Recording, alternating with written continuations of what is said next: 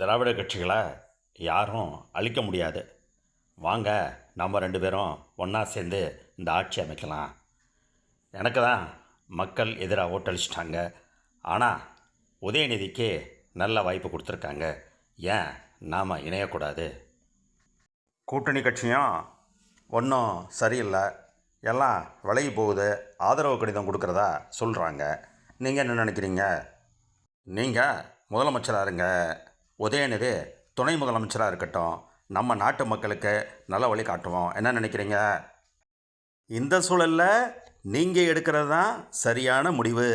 திராவிட கட்சிகள் தான் ஆளணும். சொன்னதை செய்வோம், சொல்லாதையும் செய்வோம்.